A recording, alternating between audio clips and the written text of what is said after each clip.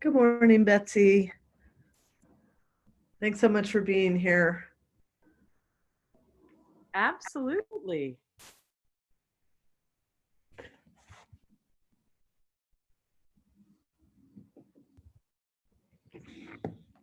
I'll get my ducks in a row here. Yeah, of course.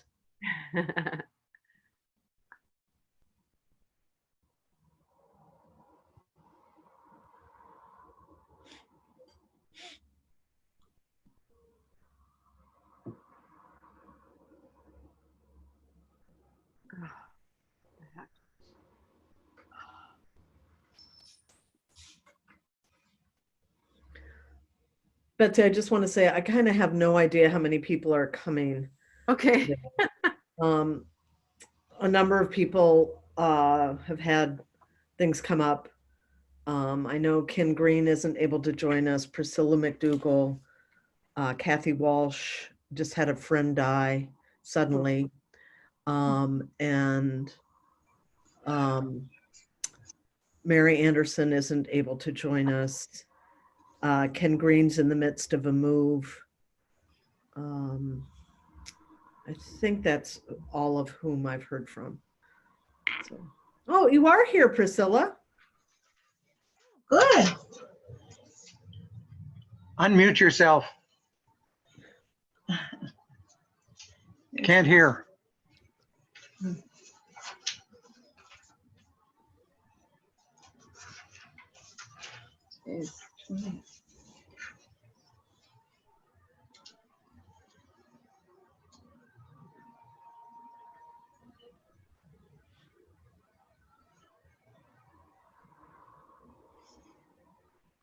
So Priscilla, you can just shake your head up and down. I got an email from you saying you weren't going to be here and that you were responsible for readings. So I brought one and I can share it or not, depending on what you want to do. So.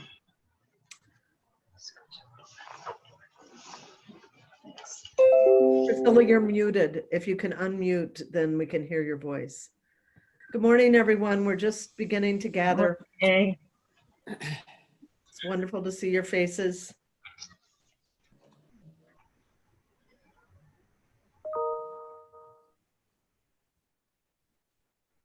If any of you get an email from Barbara Hubbard saying, please be in touch with me, I have a discrete matter to discuss with you. It's they've chosen Barbara for fishing this time rather than me, which is, they've fished 9 different times using me as bait. And unfortunately, a number of very generous parishioners have fallen for it. So again, if you ever get a Gmail request from any staff member at Unity Church, it is bogus. Any email you get from a staff member at Unity Church needs to be in the unitychurch.org email. That's how you know. All you have to do is go up and look. And if you ever have time, you can let Gmail know that we're being fished. They appreciate knowing because then they follow up on the Gmail accounts. But they have my name in any possible ways. I have about 30 Gmail accounts with various things on my name. And they even have one of the fishers actually had my picture. So welcome everyone. We're still waiting for a few more people.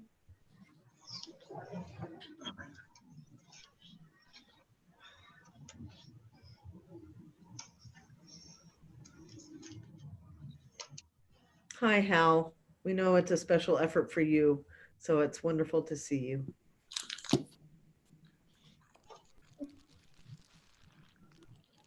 And now I don't see Priscilla at all. There you are. I'm here, Uh-huh. and and I'm unmuted. And what I was trying to tell you when you couldn't hear me was that, yeah, I'm here, but I don't have all my resources are packed. Okay, I understand. So I brought a reading, and for those of you who don't know Betsy Hearn, she is up in the upper quadrant of my Brady Bunch. I don't know about yours. And the reading I'm going to share with you is from a scholar of racial discourse. His name is Tim Tyson. He's actually spoken at Unity. He's a professor, and these are called the Oxford Talks. When there was a series of conversations and conferences that were held in Oxford, Mississippi. Lean into it. I'm talking here about racial discomfort. I have certainly felt my share of it, through the course of my work, and I recommend racial discomfort to you. Lean into it. That is doing exactly the opposite of your first instinct, which is to retreat as fast as possible and is also perfectly logical. None of us wants to feel uncomfortable, but there is no way we can have fruitful and candid conversations about race and always feel comfortable. But it won't kill you to feel a little uncomfortable.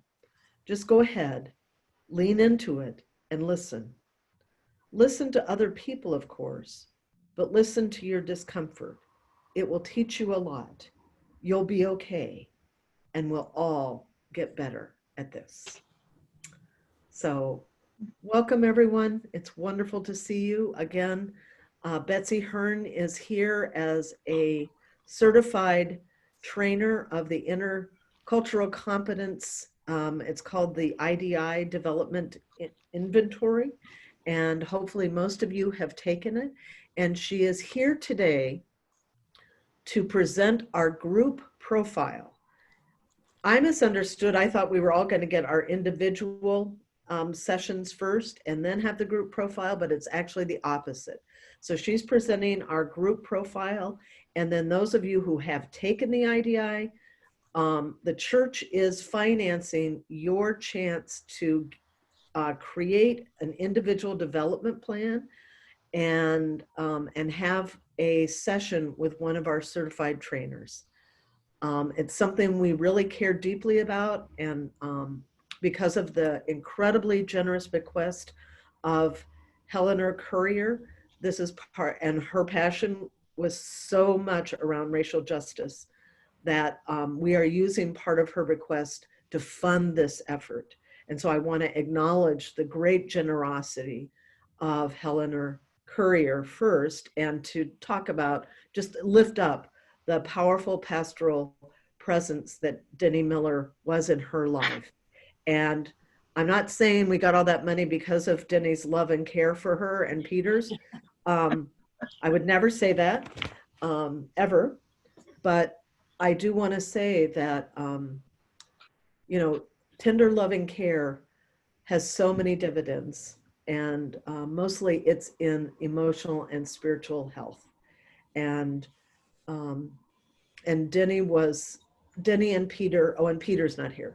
Denny and Peter were so solid in their support of her, even in her cane yielding days, when she wasn't very pleasant to pretty much anybody but the two of them. So I just want to acknowledge all this relatedness. And again, Betsy, thanks so much for being with us. We look forward to all that you are going to be sharing with us. So Betsy's going to be talking for about an hour and a half. I had a small dog walking accident a couple of weeks ago. So at some point you'll see me mute my screen because I need to stand up. It's not that I've left. I'm still listening intently, but I'm just getting up, and you don't need to see that. So, but welcome everybody. I look forward to our brief check-in after Betsy's done. So welcome, Betsy. Thank you. Please mute yourself so that Betsy has everybody's full attention. Thank you, Jan. I'm sorry to hear about your dog walking. I've got two wily dogs, so I know how that goes. So I am excited to be here. I want to assure you that I'm not really going to talk, just me, for an hour and a half. That's about the worst thing I can imagine hearing at 9 a.m. is that I'm going to talk for an hour and a half. But I am going to talk for a bit of time to explain and walk through the group report. And then my favorite, usually about a half hour of these sessions, and I think the most important, is talking about, now that you've had all this information and all this information that I've shared and you've seen your group report, what does that mean for the work that you do as the pastoral care team? And that's really where it gets juicy. So that'll be our last half-hour focus. There you go, Jan. Jan, I don't know if I think you can still hear me. I'm just curious, in terms of introductions, I'm assuming those are not necessary. I'll introduce myself and give a little bit more background, but should the group introduce themselves to one another? I don't know how well this group knows each other. You're muted. Yep. Muted. I think this group knows each other quite well. If it would be helpful, we can just go around and people can tell you who they are. Why don't we do that? I'm Jan Eller Isaacs, and Liz, you're next to me. So if you'll go next and unmute yourself and introduce yourself. Good morning. Good to see everybody. I'm Liz Kosaki-Severn, and I look forward to hearing what you have to introduce to us this morning.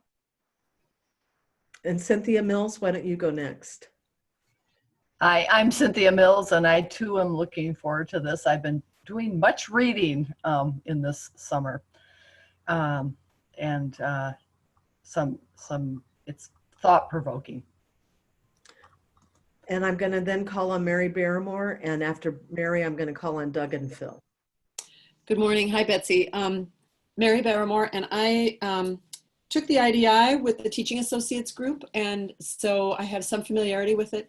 And you and I have met once or twice to talk things through a little bit. So I'm very interested in hearing where this group lines up and how we can continue our learning journey. Thanks.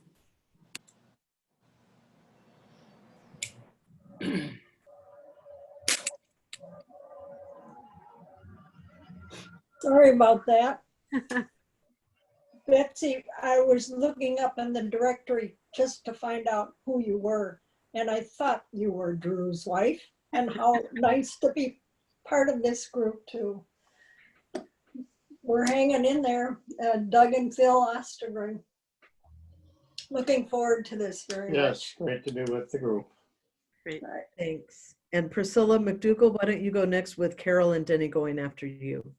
Good morning, I'm Pastoral McDougall. I'm interested in the presentation. I'm leaving in September, so I'm not going to be part of the ongoing work, but I want to know what's going on. So thank you.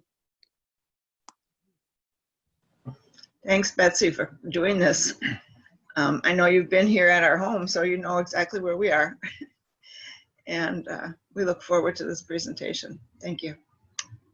Betsy and I worked on the board together probably 10 years ago. That's when we first met. So 18 years, Denny. My son was a baby, and now he's almost 18. My gosh, I can't believe it. And thank you, Jan, for your commentary about my work with Helena. Believe me, it was a work of love. And Tom Grove, and then Hal. Hi there, I'm Tom Grove. Nice to meet you, Betsy. I'm one of the probably newer members of this group, and I have found that our monthly meetings have been very informative and enriching to me. So appreciate you being here.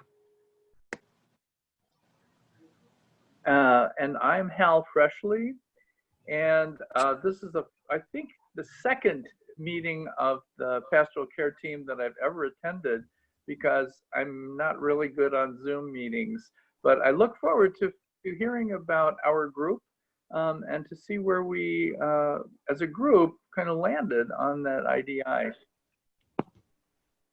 Phil Etter, and then Bert. Hey, good morning, everyone. Good to be here. My name is Bill Etter.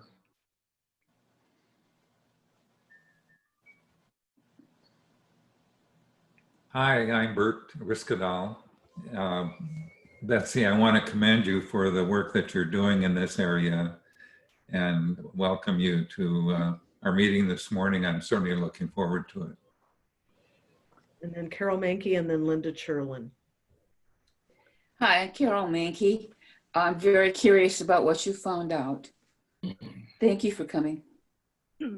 Hi, Linda Cherlin, and thanks for what you and all your family does to enrich the community at Unity. And Priscilla Morton, and then Ron.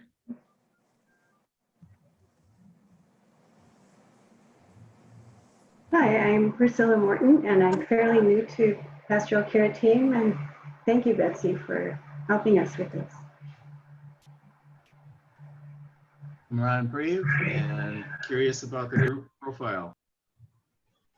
And then Betsy Guthman, and then Pat Kelly Hall. Hi, nice to see you, Betsy. Another Betsy. Looking forward to what you have to say. Hi, Betsy. I'm Pat Kelly. I only met you once at a Valentine's dinner at Julie's house. I thought you guys were having such a good time. Thank you for being such great food. Yeah, she's a really good cook. Yeah, amazing. All right, so that is who is with us. We have about 5 or 6 people missing, but just delighted that you're with us, Betsy. So take it away. And again, if everybody could mute themselves, we'd really appreciate it. I was having difficulty getting mine to mute. You got it. There you go. Awesome. Well, it's so nice to take the time to do that. I being a kind of a professional facilitator, sometimes I want to make sure we have all the time to cover the content. And it is very handy in Zoom to have people's names right there. But it was really nice to hear everybody introduce themselves. And Jan is a professional manager of introductions. That was impressive. I think she's had to do that a few times in the past 6 months on Zoom. So it's really a delight to be here. So I think a couple people outed me that I am married to Drew Danielson. I was going to tell you that anyway. I always feel like that's only fair in case something slips out and people don't realize that I have an added connection to Drew. And I do get Gmail emails from him, and I don't assume that they are junk because they're from a different email. So I have been coming to Unity since 1994. Which I think kind of gives me a pretty good amount of stripes on my shoulder, but I did just do an IDI feedback with Lila, who has been coming for probably close to 90 years. So when I told her how long I'd been at Unity, she said, well, that's a long time for you. So that's fair, it's all relative. I have been a board member, as Denny mentioned, with some wonderful folks, and I have also for the past many years, probably almost the whole time my kids have been around, so my son, I just said, is almost 18, been involved in RE. So have taught almost every RE level. I've taught every level. I've taught almost every class. I'm kind of addicted to junior high classes. I think they're just so much fun. And have been on REMT with KP. I was on there when he started, or joined when he started, and then he asked me to come back. So I'm doing my second stint there, which I really enjoy. And I'm also super involved in the UU Families group that Bill Doherty has been kind of our primary leader, facilitator, and that has been really, really a wonderful thing. So so I obviously am quite involved in church, and I like to say I really just want to sell donuts and be the donut lady, which I wish had meaning now. It doesn't have any meaning right now, but is the most fun job there is, because everybody likes you and you make people happy and you get to interact with people of all ages. And it's one of my favorite things is selling donuts on a Sunday morning. I have been certified in the IDI since 2017, and I was able to get certified through my workplace, Thrivent, where I'm not there. I don't work there now, but I was working there for a number of years.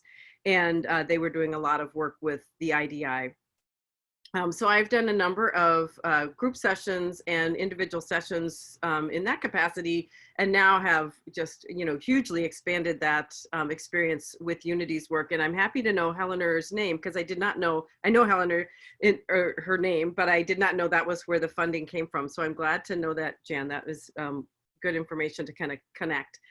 So it has been really just amazing to have the conversations I've had with people around the IDI, to meet so many people and see people in different contexts. So it's really an honor to be here. And for me, the reason that this work is meaningful to me, or there's a fire in me for this type of work, is really about my own drive to be as fully human as I can be, and to kind of repair things that keep me distant from some of that humanity because of being raised in a society that has a very strong racist roots. And Ibram X. Kendi, who many people are reading his books right now. He's an incredible intellect and writer on topics of anti-racism. But in his book, How to Be an Anti-Racist, a quote just jumped off the page to me. I kind of felt like he just channeled through my brain. It said, the purpose of this work is to be fully human and to see that others are fully human. So that's really that's my North Star around this work. All right. So I'd like to share my screen. I don't know if I've got the right to do that. Let's see. It's hard to tell.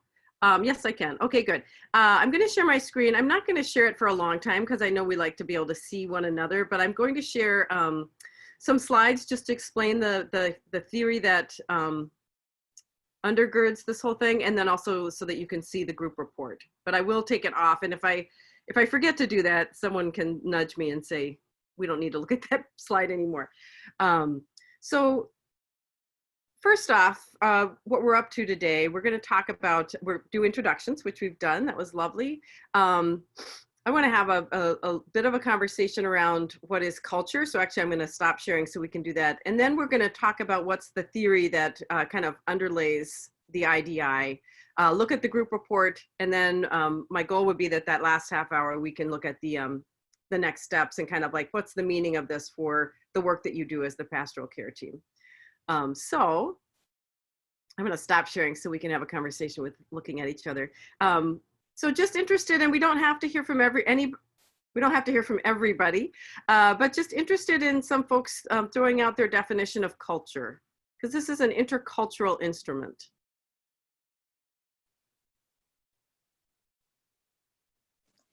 I heard it is simply the way we do things. Mm-hmm. Yeah. What's another? That's the one that I use a lot, Carol. So what's another thought someone has about culture? Go ahead, Bert. Go ahead. Just unmute and pop in there. I always have this mental picture of a fish swimming around in the fish tank. Uh-huh. And to me, everything that's going around me is the culture, and sometimes we don't see it, I guess. Mm-hmm. Yeah, that's a great metaphor. Culture is what we think of as normal behavior. Normal to us, right, Ron? Yeah. How about one more? Does anyone else want to add another angle? It's the way we live our lives in relation to others. Great. Thanks, Denny. All right, I'm going to go back to the share and share my screen again.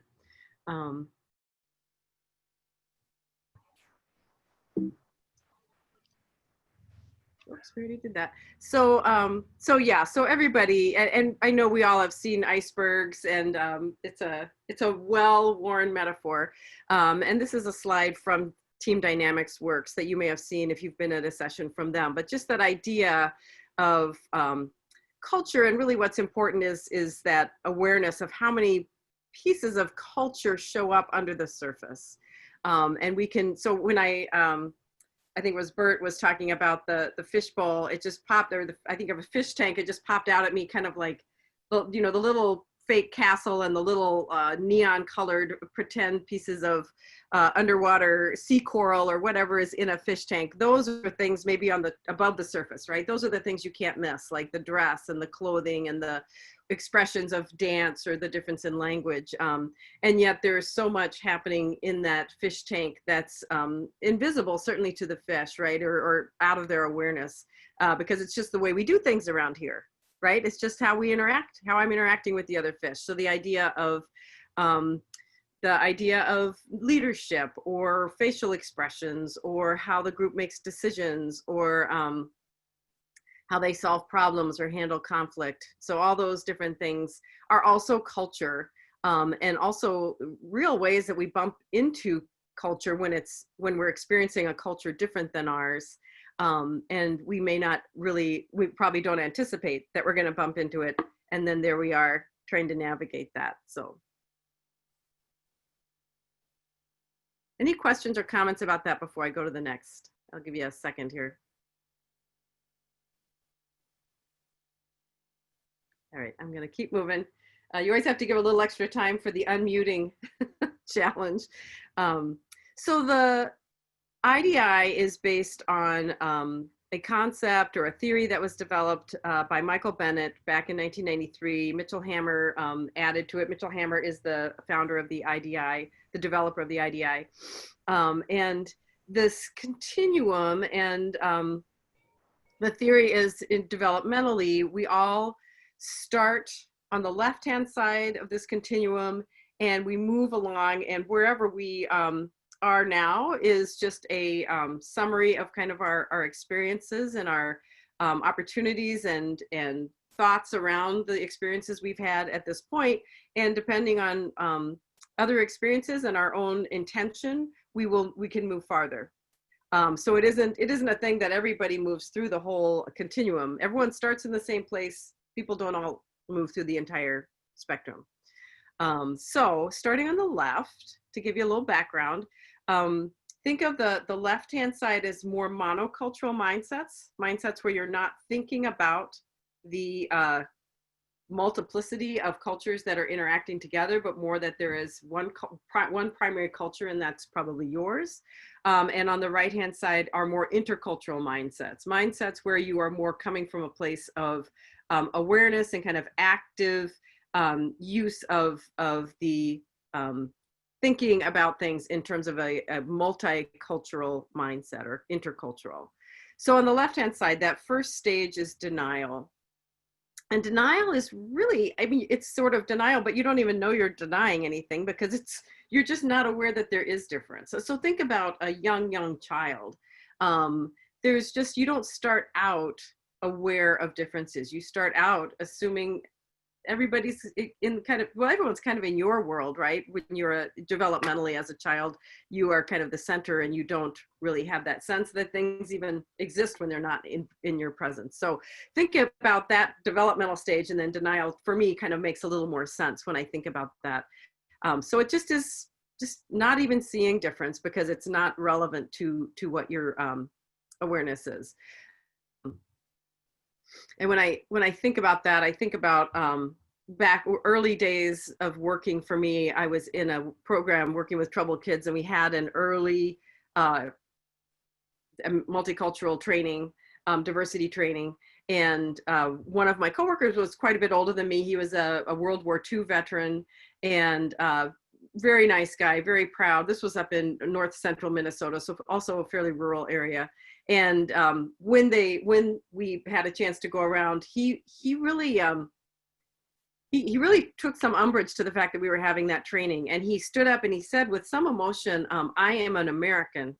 And this is actually maybe getting into polarization, but I'm going to finish my story and then I'll pull from it. But I'm an American. It doesn't matter. And it was a very just sort of just simplistic, but also very proud and emotionally based statement. And it really struck me because he had been through an experience that had, made a huge impact on who he identified as. And that really, for me, stood out. So let's keep moving because I'm actually thinking he's maybe coming somewhat from polarization. But so Mrs. Difference, polarization is that stage where you're quite aware of difference, but there tends to be sort of a tribalistic feeling about difference. So, and it's a very natural, everybody goes through that. It's a very natural place to be. Some people are there even now. And so there's that judgment of difference, and polarization is sort of that orientation that there's difference. So there's got to be my group and the other group. And of course, I'm probably going to be connected to my group and defensive of my group. I remember when I was a kid, my dad was a professor in the Episcopal Seminary. And they had an event where the students from the Episcopal Seminary and the Presbyterian Seminary played a touch football game. And I remember, we went just to watch, and I remember walking away from it, and I made some disparaging remark about the Presbyterian team that of course we don't like them, you know, they're the bad guys. And my dad was like, no, that's not how we feel about the Presbyterian touch football team. And it was, for me, that was like that was a moment of moving beyond polarization, because it was just an eye-opening thing of like, oh, we can be on different teams and not be in opposition. Another thing about polarization is reversal.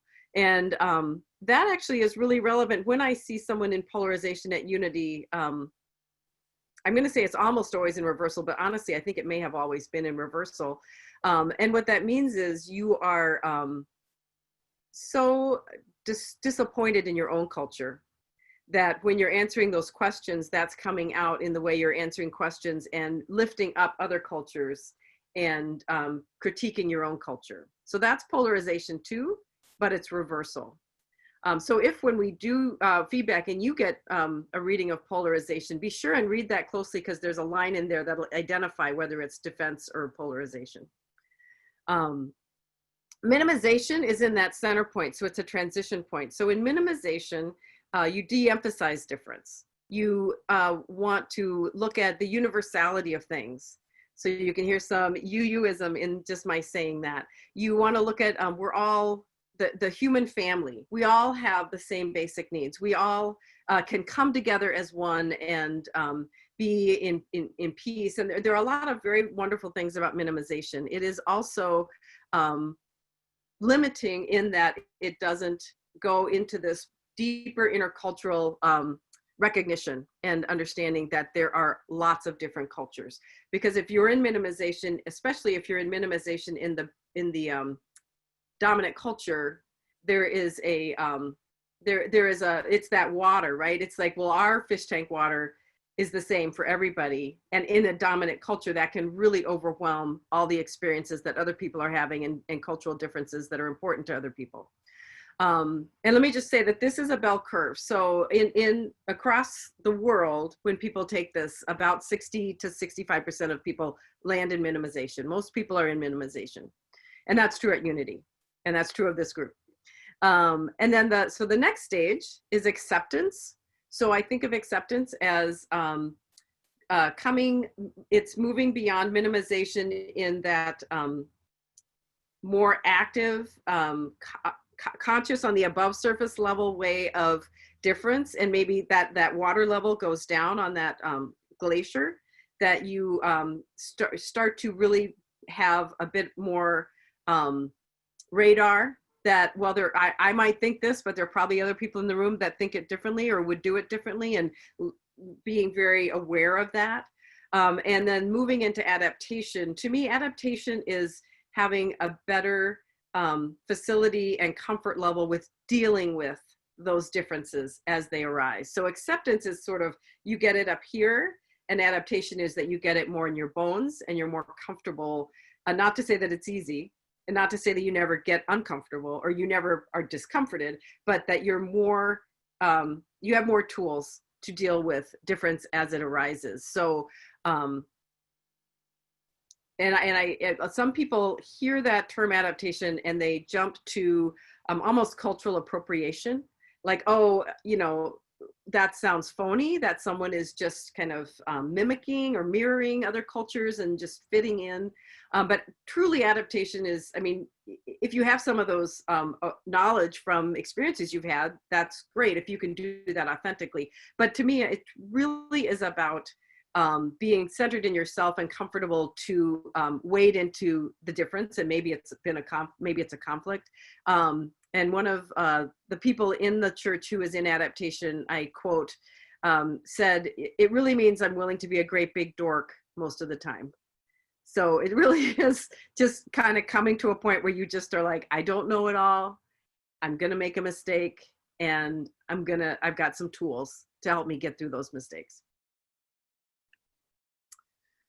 So minimization, because there is a graphic like this for every stage, and whatever stage you're in your one-on-one, we'll talk about that graphic. But I'm going to talk about this one a little bit just because it is the one that the majority of folks in the group are in. So it kind of it is the one that is when we talk as a group, it's the one that's more likely to show up to others. So I like to start at the top, kind of top box above the main words, minimization, orientation. So minimization, there are a lot of good things about being in minimization. That's one of the reasons so many people are there, I think, is because it's a comfortable place to be. You are not threatened by other cultures. You find other cultures interesting and enriching. You probably enjoy going to a Festival of Nations, for example. Of course, that's very above the water, but you celebrate, you embrace the fact that we have differences in culture.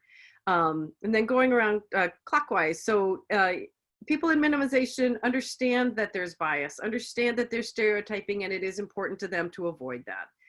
So there is definite awareness around those things. They are interested, just kind of like I said, they're interested in understanding other cultures and the richness that multiple cultures bring us. And then on that bottom right, they recognize the essential humanity of every person and try to act in tolerant ways. Now that could be written on the wall of a Unitarian Universalist church, right? Tolerant might not be the word we pick in the 2020s, but that is very connected to our values. So it's no surprise that you are also with everybody else. We're not exceptions. We are primarily in minimization, and it really speaks to our faith in a lot of ways. I think that being developing and growing is for us is sort of a paradox of being able to hold dear and hold true that faith, and also weave in that understanding of the complexity of all the difference that there is. And I think that's why there has been conflict in the association as we're growing between the Blue, Black Lives UU group and other people of color and the larger entity, because of our need to figure out how to weave those together. So another aspect of minimization is because it's the water we swim in, and because for many of us we're in that dominant culture, and it's the water that in almost everybody we're interacting with is swimming in largely. I mean, there's always some differences in our cultures, but that we may not be fully aware of our culture. We may not really be fully aware of what makes me culturally. It's just so ever present that we haven't stopped to examine that. So that's one of the things you'll be invited to do, regardless of what orientation you're in, on your development plan.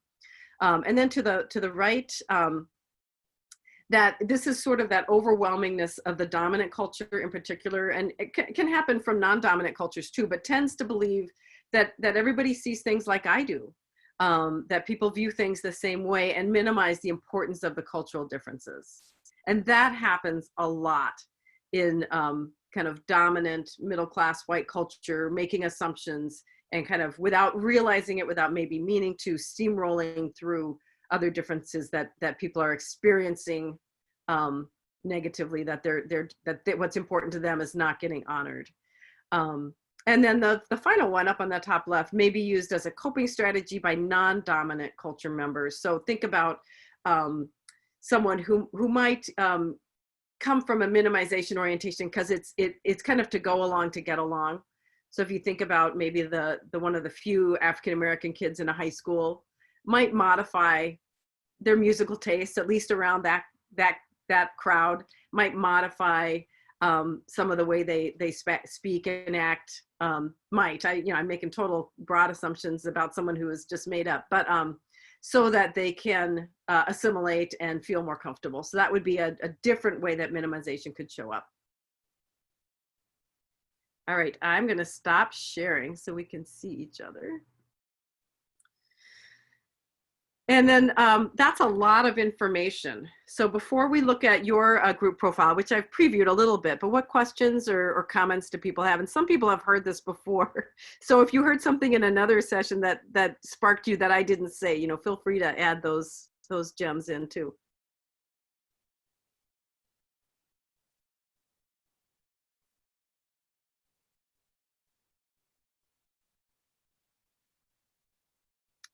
All right, I think there's been plenty of unmuting time, so I'm trusting everybody's ready to keep moving.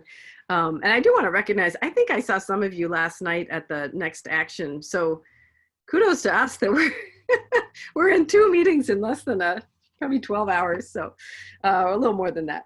All right, so let's look at your group profile. And then, let me give myself a time check here. Okay, we're doing good. So we'll look at that group profile, and then we get to move into the fun stuff, which is what's the so what, right? This is the what, and then the so what is, well, what does that mean in the pastoral care team and for the people that you care for, and what your interactions are. So let me share my screen for the group profile. Make sure I pick the right document. There we go.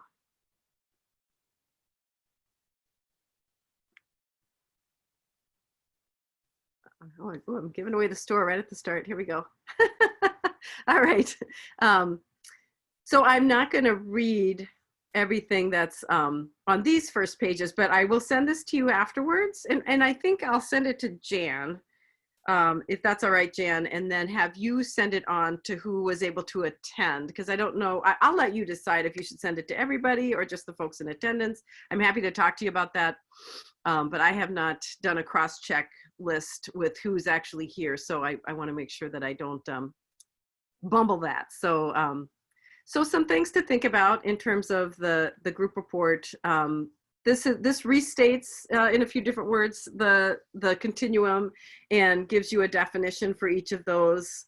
So that'll give you that, and that also is in your personal one-on-one report too. But a lot of the one-on-one report looks similar to the group report, but this is all in the group report that I'll send to Jan to send out. So the report has a few different measurements. There's it's all about that orientation. So the first number is your perceived orientation. So it's where the group collectively thinks they are along this continuum that I just described. And then there's the developmental orientation, which is actually where the group is truly assessed by the IDI. So where the group most likely actually comes from in real rubber hits the road action. So there's sort of where we want to be and where we really are, and almost always we perceive ourselves higher than we are. It's sort of like the Garrison Keillor, everyone's above average. So there will be a difference there, and the difference, technically speaking, is called the orientation gap.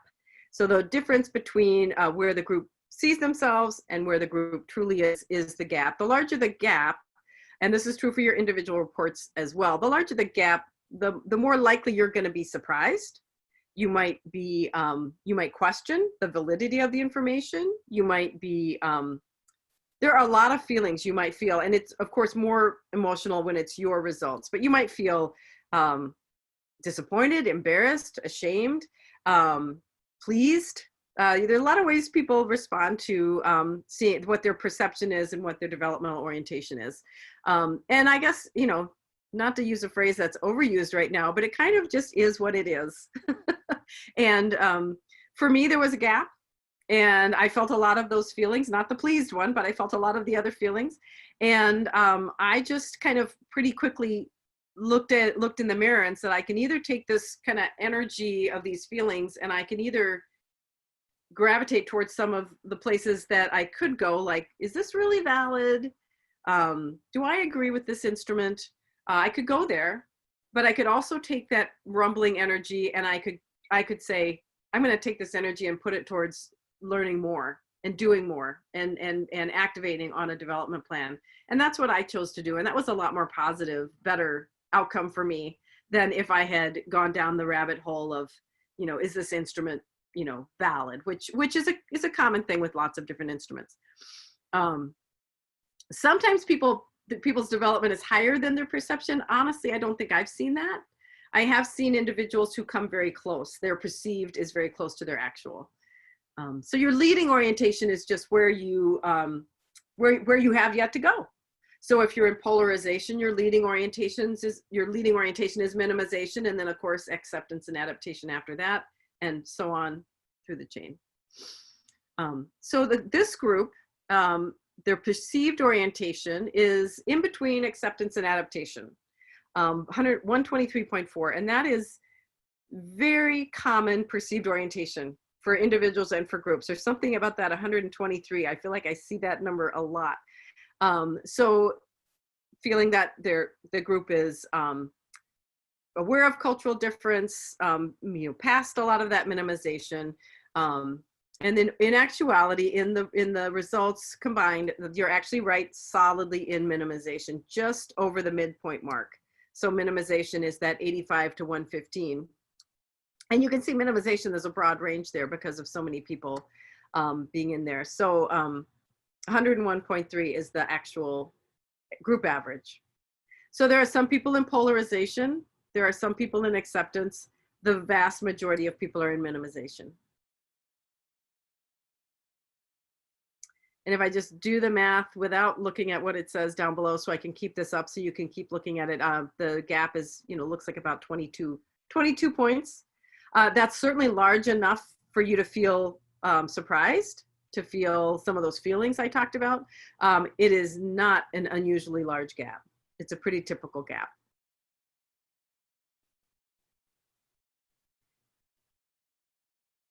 What questions does the group have on the results themselves? Once I'm done showing this, we'll talk more about what it means for you. Yes. Betsy, do you know how many of us actually responded? I mean, what's the sample size of this? That is such a good question, Bill. You are a large and wily group. And I am not the one who was in the system pulling all of these reports. I think this is probably somewhere between 18 and 21 results. I know we had 18 at some point yesterday, but I think we got 3 names that we had not included. And I don't know if Kelly was able to pull those names in. So it's somewhere. It's a pretty good representation of the group, I would say. Yes, yeah. It's big enough that I wouldn't expect 1 or 2 or 3 or 4 more people to radically change the results. Right. Thank you. That's a really good question. I appreciate it. Yeah, Mary. Yeah, just a question, because I had taken this back in whatever, April or something like that. Do you know if that got folded in? Yeah, it should have. If your name was on the list, we would fold that in. Okay, thanks. Yeah. Yep. And I'm just going to say, Jan, if I forget to mention who Kelly and Tim are, be sure and stop me by the end to make sure we talk about who they are. So the gap there, there's the math, the gap, 22.08. I was close. I messed out. I left out the decimal, but 22 points difference. And this is really going into some of the things we've already talked about. And then this looks at in minimization because of the group. So we talked about that. So the rest of this is pretty, yeah. All right. This is, yeah, this shows percentage-wise where the group is. So we've got, yeah, so actually 1 person in adaptation and actually a number of people in polarization. And without having seen it, some of those people I'm pretty sure are reversal. And it might be that all of them are in. And I was thinking about this last night. I wouldn't be surprised if, with all that we've been through in the last 6 months with George Floyd, with the virus, with the less than stellar way that the US has handled the virus, if some people who were in minimization maybe would show up in polarization because they might be responding to some of the questions differently given where we are right now. I can't prove that, but I mused on that because that's a little more people in polarization than is typical. So there, I'm going to stop sharing. And if I can remember how. And I would love to open it up to the group. Now, this is a large group. I don't know what your practice. It's tough to call on people when we're really in the process of forming our thoughts because it's hard to know who's ready. So maybe if you have a practice for how you move through sharing and talking about something as a group, for sure, activate that and maybe Jan or someone can get us going on that. But if you don't, I think we just need to, kind of maybe raise your hand and unmute and just share your piece. But I'm really interested in what this brings up for people in terms of the pastoral care work. And just in case it's something that's on your mind. So let me just say before we go there, so I'll explain Tim and Kelly now. So myself, Kelly Nelson, who is also a member of Unity, and Tim Wendt, who is a former colleague of mine from Thrivent, who is now at Securian, are the 3 qualified administrators that do the feedbacks, do these sessions and do the feedbacks for Unity. And so we are working on our system. We're trying to do something different than the spring, to put times out for people to be able to sign up. So we're working on maybe adapting something different than Sign Up Genius, because Sign Up Genius maybe has a little challenges in this for this use. But we will put times out for people to sign up to get their one-on-one. So you can sign up with any of the three of us. And so we'll get those times out in the next few weeks. You'll sign up, you'll get your one-on-one feedback. We'll talk about what the IDP looks like. And then we'll also, it depends on the group, but we are working on some ways to help people actually work through those development plans. Be more involved facilitatively on those development plans in small and medium-sized groups. So now just wanted to give you that in case you're wondering that, so it doesn't distract you while we're talking about pastoral care. I would love for you guys to talk about how this might be relevant to your work in pastoral care.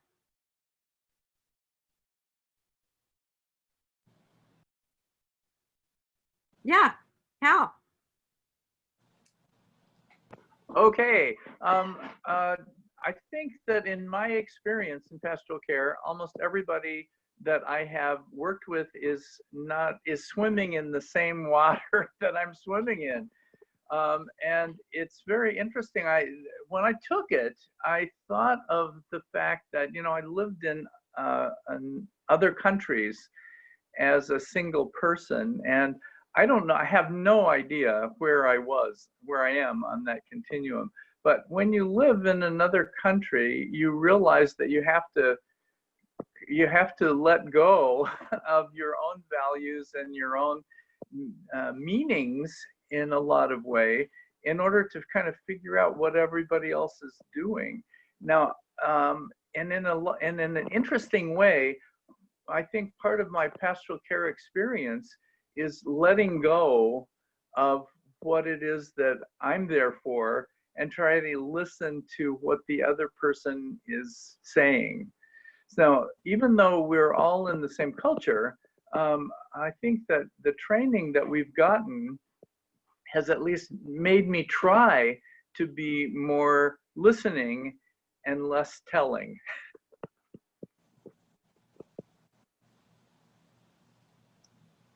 Yeah, to pick up on that, if that's okay. Please. I'm a little alarmed at the amount of polarization in our group. But it does tell me, and I guess I'm presuming I'm not in that group, but it does tell me not to begin with an assumption that everyone is in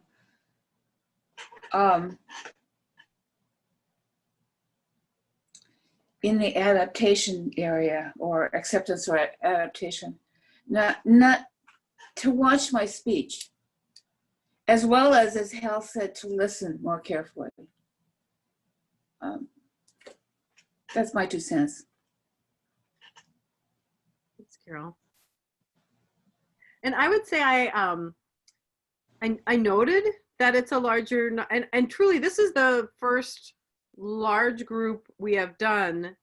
We did a bunch in the early spring, and then we've done a bunch. Now we're starting up again, and I don't know how many of you took it really recently, but I'm really intrigued by what we've been through, how that has impacted people's responses.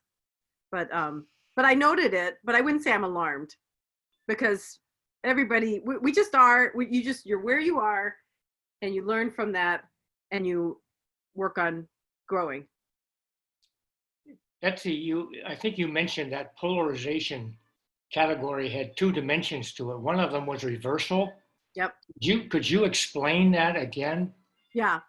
So reversal is like I'm going to do one more screen share because I have they won't give away the store and give us all their questions, but they do have a document that gives a sample of the questions. And let me go find that first so I don't, I let you guys continue to look at each other's lovely faces while I find that. And then I'll share it. Let's see. As Betsy's looking for that, I'll share the first time I took the IDI. They really analyzed kind of each of my answers, the person who did my individual session. And she could point to places that I clearly showed signs of reversal, of real disenchantment with our own culture and how our culture responded to difference. And it was really helpful to me to have her say, yeah, see this question right here? Look at how you answered this. And it was like, right, I'm disgusted with some of what we do. And, but that was really helpful. And I know I've written to all of you that I've now taken the IDI 4 times. And each time I take it, I learn really important information. About how we move through the world, about how we are with one another in authentic relationships. And, in terms of that pastoral dimension, just think about how different cultures grieve. And, when I moved to a foreign country called Minnesota, I had no idea that that I was moving to a foreign country, that the Scandinavian ethic that dominates Minnesota culture and how you express emotion or don't, or keep that very private and closely held, was so different than the loosey-goosey, let me share my life story with you if you happen to be in the elevator with me. So, so I had to navigate moving here, how to be present to people in a pastoral context who are much more private, much more, and I needed to be respectful of that sense of privacy, though it was different for me. So I just use that as an example. Let me just thank you, Jan. Let me just to follow up on Bill's comment. Let me just share this, and I won't share this for super long because I like our discussion going on face to face, but we're doing great on time, so that's good. So if you look at, these are just some sample questions. So if you look at this polarization reversal question, like people from our culture are less tolerant compared to people from other cultures. Kind of feels like that might be true of us right now, right? With all the, truly polarization. So the more I agreed with that, the more I am polarizing, but in reverse from kind of like raising up my culture, I'm more critiquing my culture. So polarization defense is a question such as like, our culture's way of life should be a model for the rest of the world. Probably wouldn't say that right now because the virus is so, ever present in our heads and our news, and we're not really setting a model for the rest of the world in terms of how we're dealing with that. So those are the types of questions that are on there. Any thoughts or questions about that? Is that helpful, Bill? Yeah, it is. I want to think of polarization. My initial thought of that is that it's a real negative to be there. But if it's largely the reversal kind of polarization, then perhaps it's not quite such a bad place to be. And how do we separate out from? Yeah, it's certainly a different flavor of polarization than defense. I agree. Yeah, for sure. All right, I'm gonna start, and then just to pick up on something from early on, I got into my story about the gentleman who was talking about being an American, which was, I was using it in denial, but it was actually a polarization example of defense, right? He was very defensive of like, I'm an American, and being an American is the best thing to be, and we're all American, and our skin color doesn't matter. And he was very strong, and he'd had his own set of experiences that I understand. So okay, I'm gonna stop sharing. There we go. So love to hear more thoughts about the work. Yeah, Linda. Two thoughts. One is we're swimming in polarization as a culture. Yeah. And wherever we are politically, we're polarized, our language and our images. But the thing that I really learned from Ibram Kendi's book, How to Be an Anti-Racist, is no culture is better than another culture. So if I'm in shame about my culture, I'm not in an open-hearted way to see my culture in its ups and downs. And therefore, I'm not as open to seeing other cultures in their ups and downs. And it's the mix of those that we have more ups to draw from and more downs to watch out for. But I think that we're swimming in a white world. 90% of us spent 90% of our time, right? White people with white people.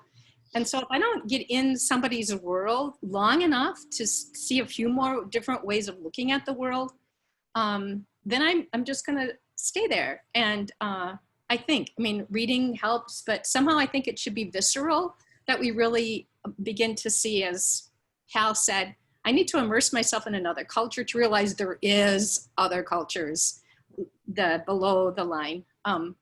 So I'm glad for this discussion, and I'm glad to learn about rehearsal. And I think it's the illuminating thing for me is if I feel shame about my culture, I'm not seeing the whole picture. And that means I'm not seeing the whole picture in another culture, probably, because that's the practice I'm living in. So thanks for this.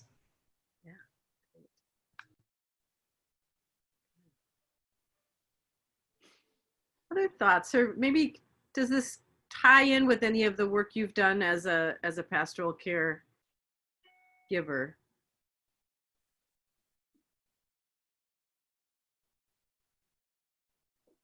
Yeah, Mary. Just a little something. And most of the people that I have had interactions with lately are people who are from dominant culture.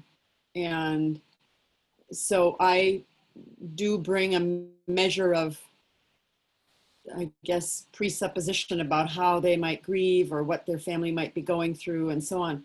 But it just makes me realize the kind of humility that we need to have when we are approaching anyone that's new. And I know it's because their family culture might be one that I'm not familiar with, and that they might grieve differently than I am accustomed to grieving, or they might, so that finding out realizing how I do it isn't always, I can't lay that onto their experience and say, oh, well, this is how this is going to happen in your family too. That it's much more individualized in so many ways. And the other thing is that reversal. Yeah, I have lots of thoughts on that, so I can't articulate them here in this short period of time. But there are so many ways that we are in a place right now of dismissing our own pool of water, and it's good to analyze and kind of take into account some of the ways that we as white people, but also to acknowledge that there are some things that we do like about who we are and about our culture, and to embrace those. And that's what that reversal, I think, is addressing, is when we're always dismissing our own culture and thinking that other cultures are better than us or do it better or whatever, then we've lost our perspective. And that there are some things, I bet, that all of us can look to our own culture and say, oh yeah, I really like that about how we do that. And I think that's what it's kind of getting to, is acknowledging and embracing our own culture while also embracing and acknowledging the cultures of other people that we interact with in our world. Yeah, that is really well said, Mary. And I think if we Because if we really truly want to be a more intercultural, multicultural church, some of those things that we may not even realize that we like about our similarities and shared culture, we will defend, and we will put up hurdles to that multiculturalism, because we're losing that. We might perceive we're losing that, right? I always think of it as, I used to, much more than I am now, but I used to be in the outdoor education, kind of outdoor trip leader world. And there is so much insider, shorthand, class 3 rapids, NOC, VOBs. I mean, every world has those things, right? But it's like you can talk in this total shorthand and talk about gear and talk about programs and talk about places where you might paddle or hike. And if that industry, which it does want to be, it's very white, middle upper class, and if they want to diversify, that some of that's got to change, because it's a club that is like very locked away. But it's nice to have a shorthand. It's nice to be part of a very exclusive club. So to me, some of the challenge of this work, wherever you are, is figuring out how to acknowledge and get people ready, let go of some of that, what we truly like about it, that we may not even be aware of because it's the water. And I think that's true at Unity, right? It's nice to trust that I can talk about things and people will know what I'm talking about. And yeah, I haven't got the answer to that, but I'm game. I'm game to try and figure it out. Other thoughts? Good comments. Yeah. Hey, Hal. There, I'm unmuted. As you're talking and as people are thinking about this, and this is going to be the minimalist in me, but it seems like there's so much variation within culture that there isn't really such a thing as the dominant culture, because it's made up of so many different people with so many different value systems. And I'm thinking that the openness that we need to have to other cultures is just as applicable to people that are white people or whatever, and we assume that they're kind of like us, but we can't really do that. One of my people was telling me that nobody knows what her life was like. She grew up in the Bronx, and her mother was mentally ill, and her father was an alcoholic. And she didn't have any of the majority dominant culture experiences when she was growing up, but her skin is white.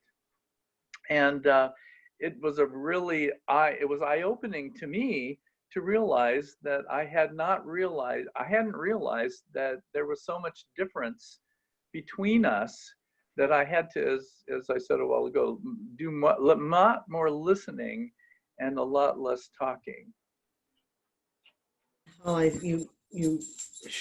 that's such a great example.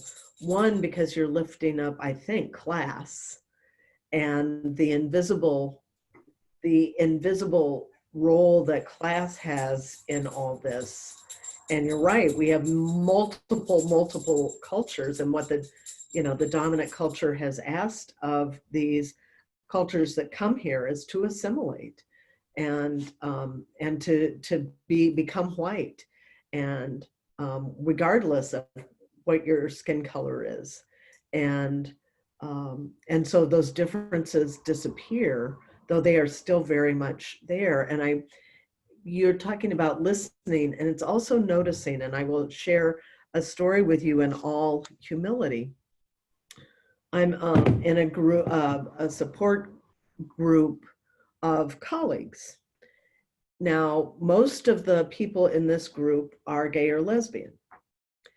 And one of the members of the group is transitioning from one position to another. And the new position is going to be much more visible in our denomination. And so I went out and I purchased really fancy earrings for her. and said, you know, this is, you're going to have some cred with the young, cool people, because these are really cool earrings. And she was incredibly dismissive of my gift. And I mean, if she could have thrown them away, she would have. Because what she shared with me is that no lesbian of her age group wears dangly earrings. And then I looked around the circle and I realized I had not noticed that every lesbian in that circle did not wear dangly earrings.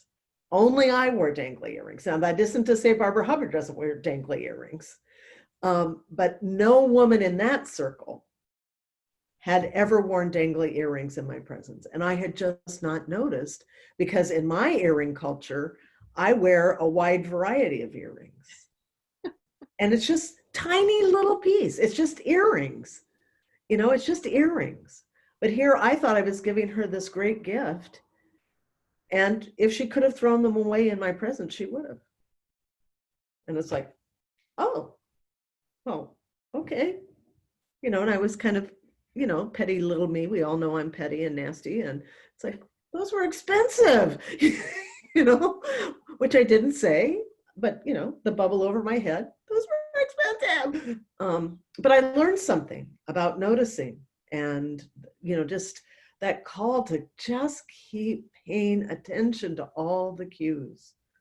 And, you know, and I've shared this story before, and Hal and Pat and Tom have lived through this. For every year that we go to Transylvania, we reiterate how committed to that relationship we are. But they are people of the flag. The flags are incredibly important to them. So when we took Gary DeCramer's state Senate flag of Minnesota and stuck a claim in their sanctuary of that Minnesota flag, they finally believed us that we were not going to forsake them, because we were speaking their symbol language. It only took us 20 plus years of trying to prove ourselves, but it was when we spoke their symbol language that it finally hit a new level of understanding. So I will be quiet. Yeah, Tom. Unmute. Since you brought me into this, Jan, I thought I should say one of the things that I thought was interesting and indicative of learning about different cultures was that flag story. And those are the kinds of things that I really value learning. And I realize there's countless examples that I haven't learned probably very well. But it really helped to hear that story about the Romanians and the flags for me. And it did help me understand their culture a little bit better. So those are some of the things about traveling that I really value. I'm a slow learner. I'd probably have to live to be about 300 years old before I got up to the standard where probably a lot of you are already. But anyway, that's what I wanted to say. Yeah, Carol. I think I'm channeling Hal today.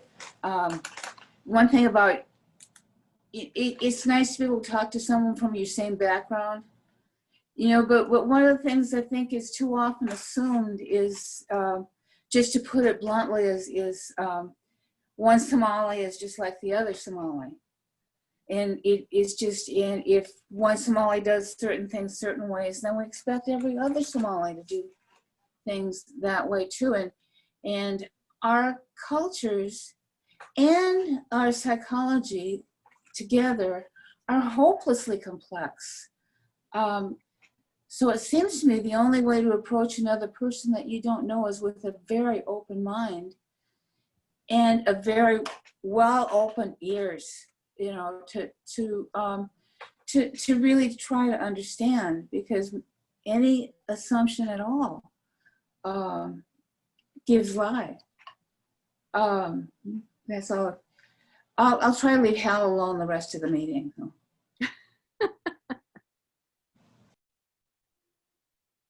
I'm still pondering some of what Hal said. I'm curious if other people have thoughts about that. Linda, did you want to say something?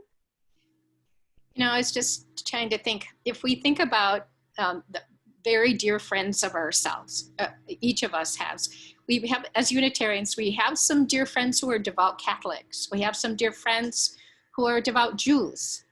If we touch base on how our relationships are with those people, where we have that world, that the intimacy with their world more than maybe a lot of other cultural worlds, it can give us the sense of what adaptation is like and what the loving aspect of adaptation.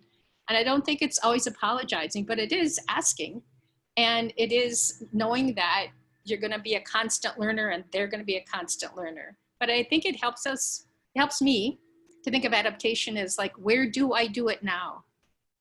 And what have I learned from that experience that helps me do that as my paths cross, or my opportunities, or I seek opportunities to stretch and apply those elsewhere. You know, that's again, it's like, if we're only in shame right now, we're not gonna get anywhere.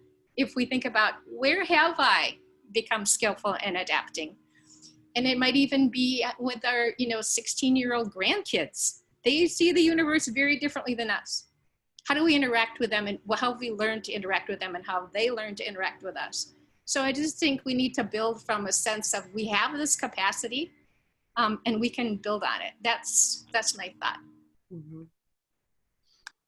Yeah, I just think that the paradox of the complexity of each of us as individuals and all the things we've experienced in the path we've walked on, that's all under the surface of that glacier. And I think we can choose to share or not. I just did an exercise using that, it's a poetry exercise, writing a poem where I'm from.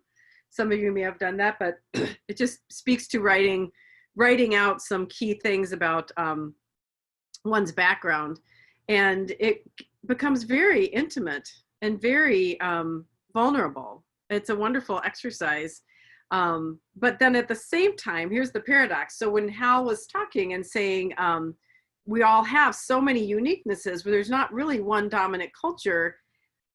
If we had a person clearly in this group, like a person of color, it would be very interesting to switch to them and say, what do you think about that statement, that there's not one dominant culture? Because I think they would say, oh yeah, there is. And I'm not part of it, or I don't feel part of it. I'm, of course I can't speak for someone else like that, but I'm conjecturing. But it's a paradox. Both are true, right? Both are true. We are each so unique, and such a combination of the joys and the sorrows that have contributed to who we are. And at the same time, there is a cumulative force and dominance of a group that shares a lot in common and has power, and the experience of other groups that don't share some of those things and does not have the same level of collective power. But both are true.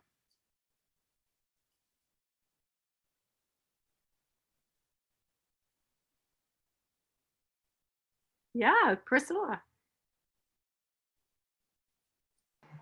I'm wondering how to think about this conversation with multiple cultures within a white culture when we're so right now polarized politically. And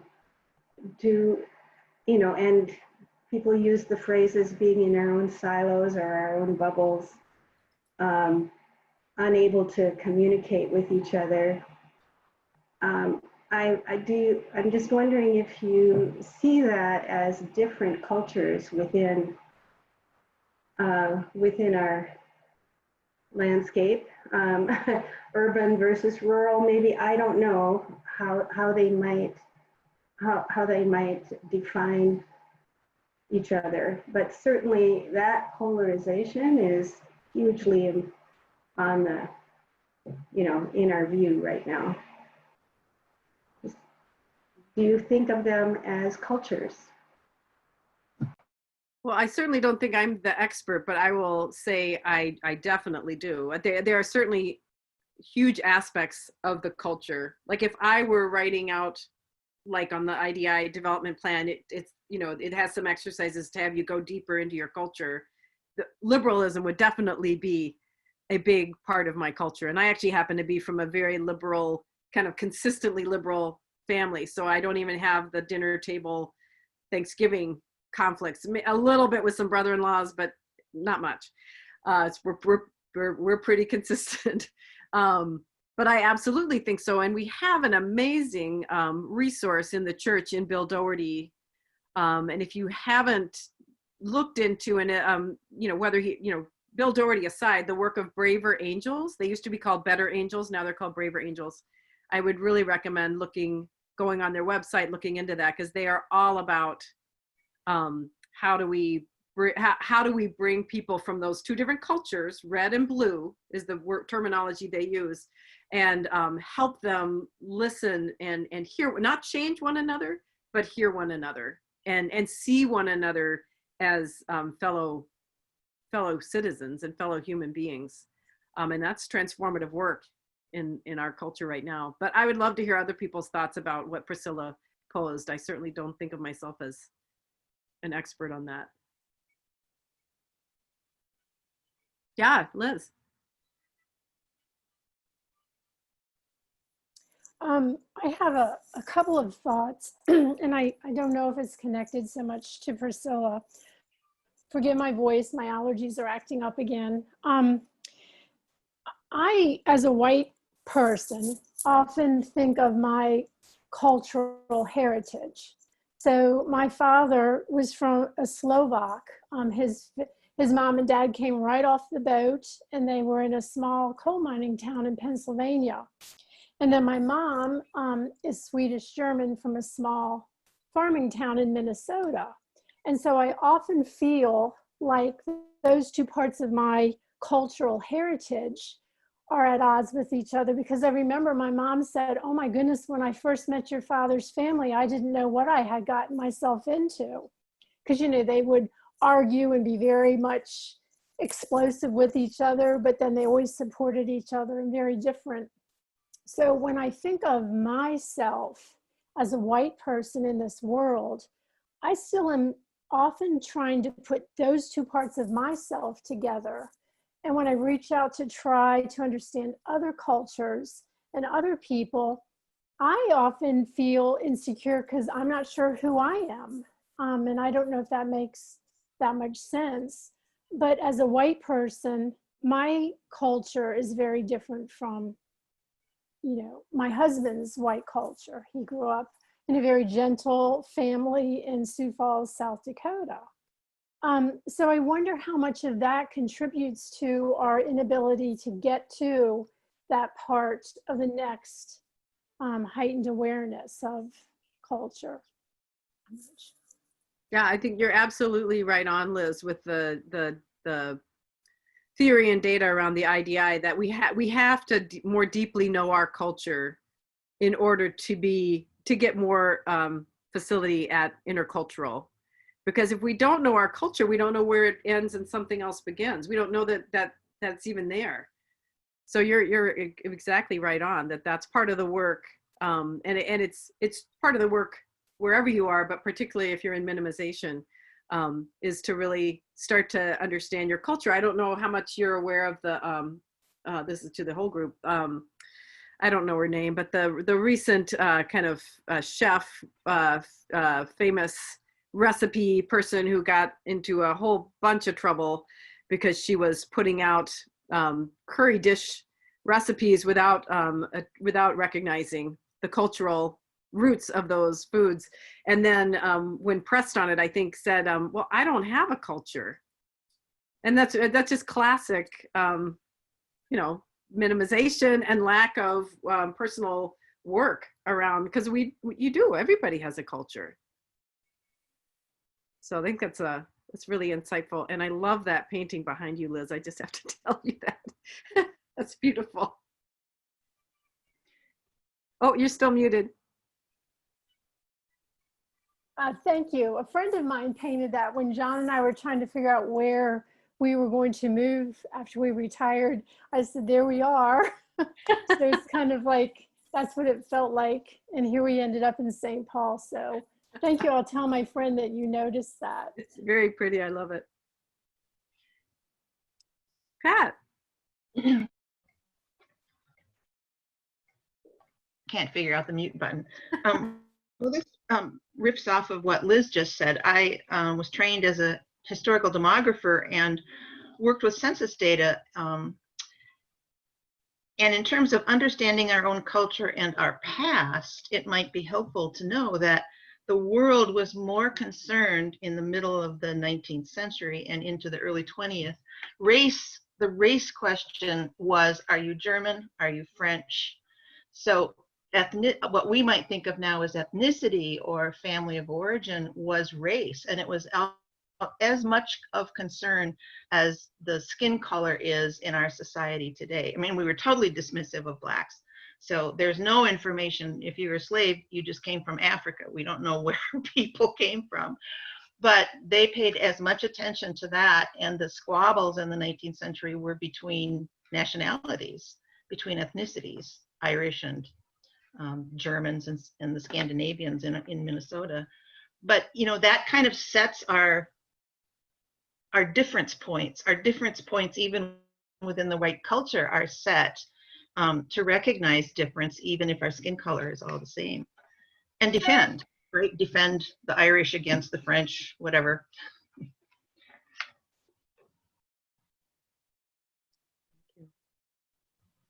Priscilla McDougall had her hand up, and then Mary Barrymore. Oh yeah, Priscilla. I'm in a long-term women's group at Unity, and we have talked a lot about our backgrounds and our lives, and we pretty much let it hang out. And what is so different, what fascinates me is it's not because we come from different ethnic backgrounds, but I mean, our lived life experiences growing up have been radically different. But because of living at this point in history, you know, we've had a lot of very, common struggles because all of us are feminists, whether we identified as such at the time or not. But I'm so aware that our culture, it's the air we breathe or the water we swim in, but it's incredibly diverse and varied.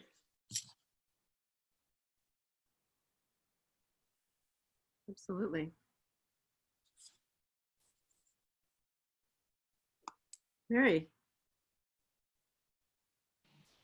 I was just going to add to what Pat was saying, the distinction whether you were Italian or Swedish or, whatever. It also is that the religious faith divisions. And if you married outside of your faith, whether it was a Christian with a Jew or with, a Catholic and a Lutheran, which happened in my family, and it was in my extended family, and it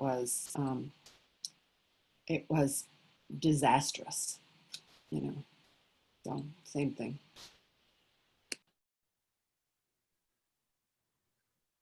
Yeah. Doug, Phil? Anecdote along that line is visiting relatives in Norway and Sweden. I said to my Norwegian cousin, what's this whole deal about the argument between the Swedes and Norwegians? I said that, and she said, oh no, we don't, that's not a problem anymore. But then she said, of course, when we go backpacking in Europe, we make sure we have a Norwegian flag on our backpack, not a Swedish flag. So the water runs pretty deep. Absolutely. And I guess the other thing I might add that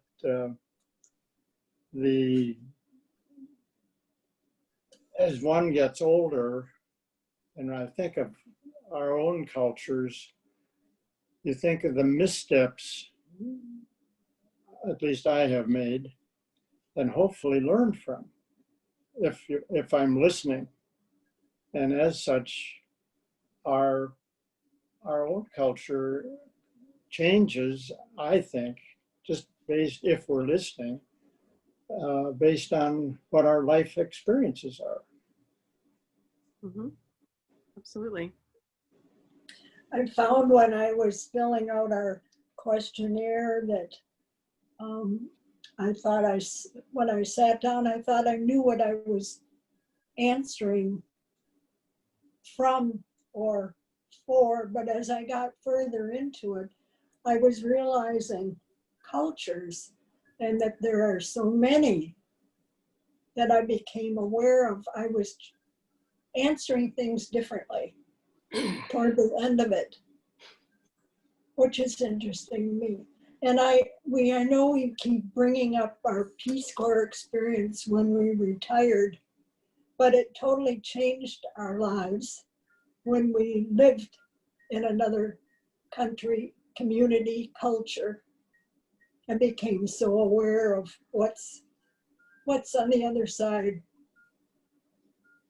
Anyway, did you want to say any more? Well, to expand on that a little bit, our Peace Corps assignment was in Nepal, but we had been there when we got to Nepal. We had been there a year earlier. So after that first year, we realized, or we knew just about everything there was to know about the culture in Nepal. Well, guess what? When we lived there, we realized how far off we were. I guess we went as a tourist the first time, which was totally different. That's wonderful. I'm so intrigued by that Peace Corps experience in retirement. One thing you said, Phil, made me think of, I realized, because I've probably taken the IDI 4 times also, at least 3, maybe 4, similar to Jan. But one of the things I realized is that I was, and this is total thinking, I was reducing culture to kind of humanity. So it was sort of like, I was kind of thinking about culture, and then in my mind, I'd be thinking in the question, like, well, what do I think that the human condition? I was completely, which is minimization for sure, because I'm basically equating my personal human experience, and I'm extrapolating that that's everybody's, and then I'm answering questions.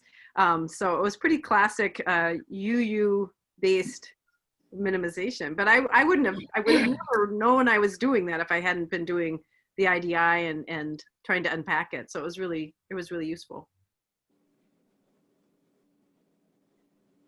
We're almost at the end of time. Some folks have had more comments than others. Anyone who hasn't commented as much want to say anything before we wrap up? I just have sort of another question. And we talk about dominant culture. I'm wondering, is there just one dominant culture, or does it somewhat depend on one's sort of the minimum culture they live in? I mean, so rural America might see a dominant culture that might be different from the African American and how they see a dominant culture, or women might see a dominant culture that's different to them. Does it make sense to think about multiple dominant cultures depending on where one sits or where one lives? Yeah, I think you answered your own question, Bill. I totally agree. And I think there's maybe the more broad a dominant culture gets, the less, I'm formulating this as I'm talking, so I don't know really what's going to come out of my mouth, but the less, the more simplistic it is, so class or white supremacy, the way that plays out in the culture, but not,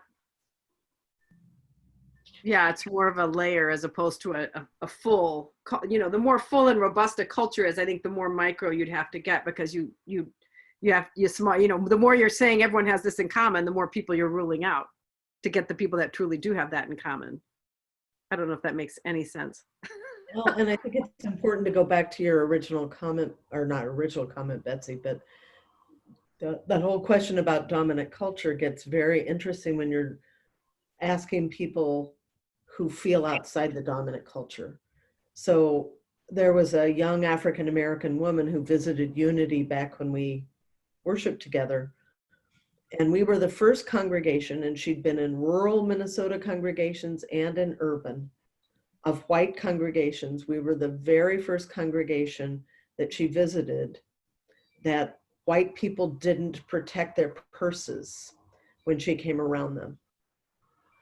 She said it's a behavior that she is so used to in white majority groups that people don't even know they're doing it, because we have been so taught to fear the black skin body and that they are there to rip us off, that we reflexively move and grab our purse when we sometimes aren't even aware we're doing it. And it was like, oh, and you did not have that experience in our coffee hour or in the pews. And she said it was the first congregation that she had visited where that had been the case. Yeah. Wow. And Liz, you had your hand up. I can relate to that, Jim, what you're saying about the person, your reflexive actions. And then this is why so many white women call when they see black men in their neighborhoods. They're just the fear and so on. But I was going to get back to the point of dominant culture. I think that the whole war on Christmas is kind of indicative of this whole idea that if you say to somebody, could we just say happy holidays and be all inclusive, then people turn it into an attack on their culture.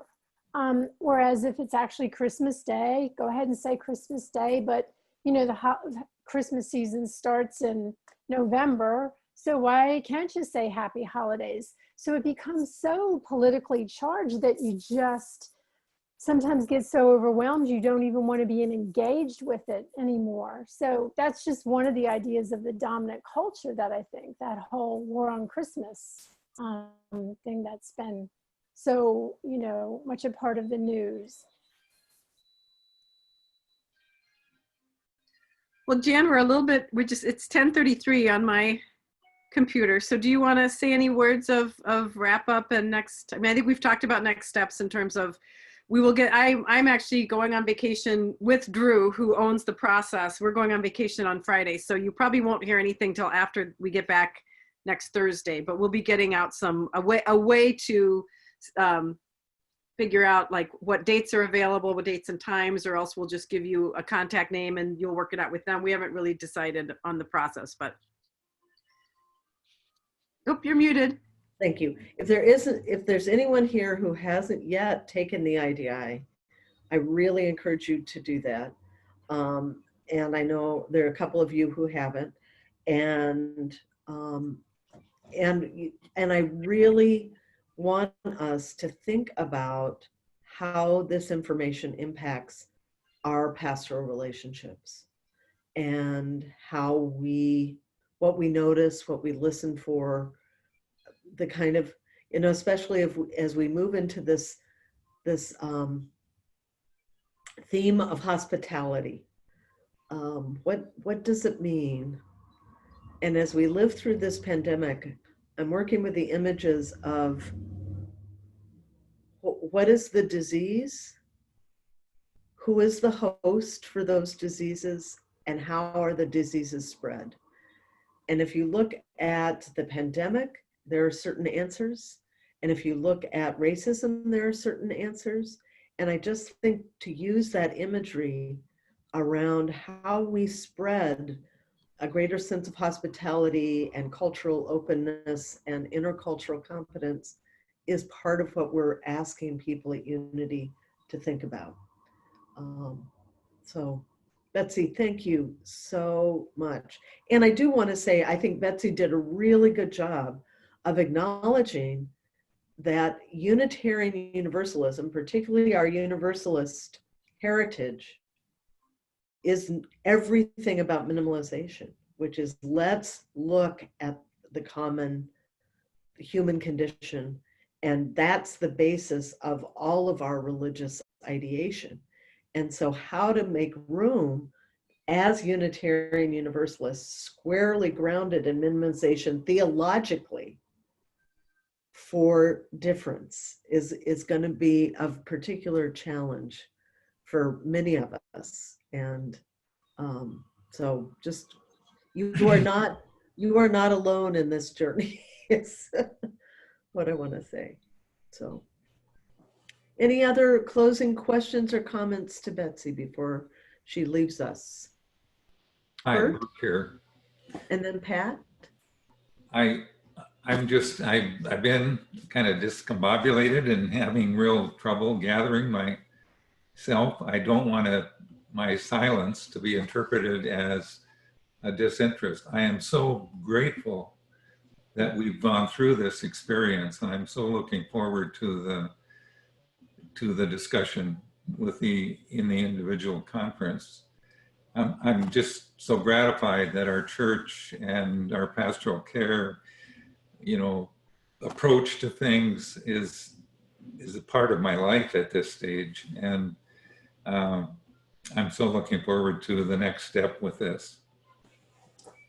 That's all I have to say. Pat, thank you, Betsy. Thanks, Bert. Pat, Pat No, Kelly? I was just waving goodbye to Betsy, but as long as I'm here, thank you, Betsy. Thank you. All right. Thank you, Betsy. Thanks so much, and have a wonderful vacation. Thank you. Thank you, everybody.